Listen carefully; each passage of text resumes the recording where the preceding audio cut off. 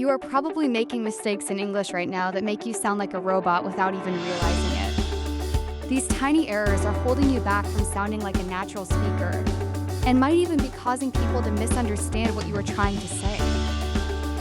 Most English learners spend years studying grammar rules in a book, but when they actually start talking to a real person, everything falls apart. You might know the rules, but your brain still falls into these 30 common traps. In this video, I'm going to show you exactly what these mistakes are, why your brain keeps making them, and how you can fix them today so you can finally speak with confidence. We are going to look at everything from the words that sound the same but mean different things, to the weird way English handles time and feelings. Stick around for mistake number 15 because it is the one almost everyone gets wrong, even people who have been studying for 10 years. Let's start with the mistakes that happen when we try to describe actions. The first big one is saying, I am agree. I hear this every single day. In many languages, agree is an adjective, so you say I am, but in English, agree is a verb. You should just say I agree. It's just like the verb eat. You wouldn't say I am eat, right? Second is the mix-up between say and tell. People often say, he told to me a story. That extra to is a mistake. You tell someone something, but you say something to someone. If you use tell, the person comes right after the word. Third is the classic listen error. Many students say, I like to listen music. You must always use to with listen if there is an object. You listen to music or listen to me. Fourth is do versus make.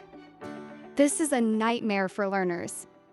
You do an activity or work like doing homework, but you make something physical or a result like making a cake or making a mistake.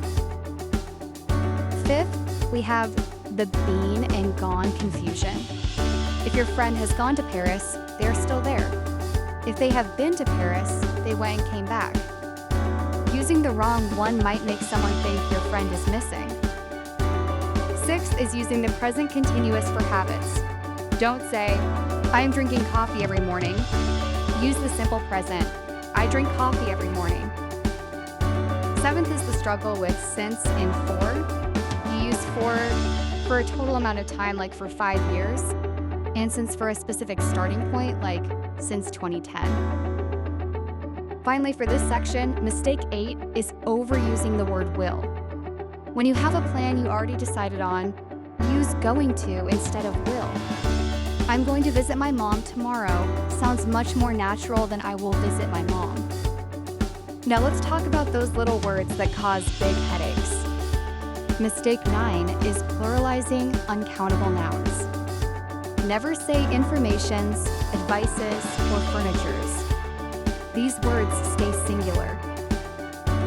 You have some information or a piece of advice. Mistake 10 is using the when you're talking about things in general. If you say, the dogs are friendly, you are talking about specific dogs in the room. If you mean all dogs in the world, just say, dogs are friendly. Mistake 11 is the bored versus boring trap. If you say, I am boring, you are telling me that you are a dull person and nobody wants to talk to you. You probably meant, I am bored, which means you have nothing to do. Mistake 12 is depending of. In English, it is always depending on. In English, it is always depending on.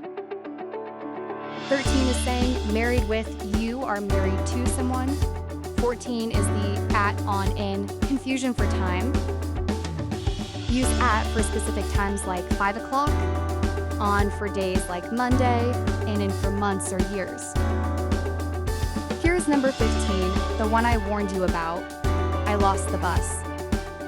In English, if you miss a ride because you were late, you missed the bus. If you lost the bus, it means you don't know where the giant vehicle is parked. Mistake 16 is using very with strong adjectives. Don't say very exhausted or very delicious. These words are already very Just say, I am exhausted, or use the word absolutely. 17 is using too instead of very. If you say, this soup is too good, it sounds like a problem. Too usually means there is an excess of something bad. Just say, the soup is very good. The challenge many of us face is that we try to translate directly from our first language. This creates mistake 18. I have 25 years. In English, we don't have age, we are age. You are 25 years old. Mistake 19 is every day versus every day. If you do something daily, it's 2 words, every day. The single word every day is an adjective for common things like everyday shoes. 20 is the double negative. Saying, I don't know nothing, actually means you know something. Use I don't know anything. 21 is the fun and funny mix-up. If a movie makes you laugh, it is funny. If you enjoyed a party, it was fun. 22 is using how instead of what, like don't say how is the weather, as often as what is the weather like? Both work, but what like is very common for descriptions. 23 is last and lauder. 24 is forgetting the S on third-person verbs like he walks or she talks. This is the most common mistake for beginners. 25 is saying, I look forward to meet you. It must be, I look forward to meeting you. That to is a preposition here, so you need the ing form.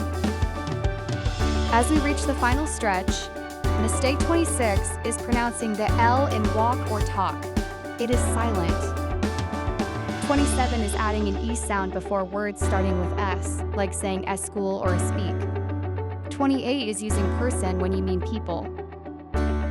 There were many persons, sounds like a legal document. Just say people. 29 is saying repeat again. Repeat already means to do it again, so you are saying do it again, again. Just say, can you repeat that? Finally, mistake 30 is the fear of making mistakes. This is the biggest error of all. When you are too afraid to speak because you might mess up a preposition, you stop learning. Language is a tool for connection, not a math test. If you say, I am agree, people still know what you mean. The goal is to notice these patterns over time so you can slowly start to sound more like yourself in English. You've already done the hard part by learning the vocabulary. Now, it is just about refining the edges. Take these 30 tips and try to spot them in your own speech this week. You will be surprised at how quickly you can improve when you actually pay attention to these small habits. Watch this next video to learn how to expand your vocabulary without spending hours memorizing word lists.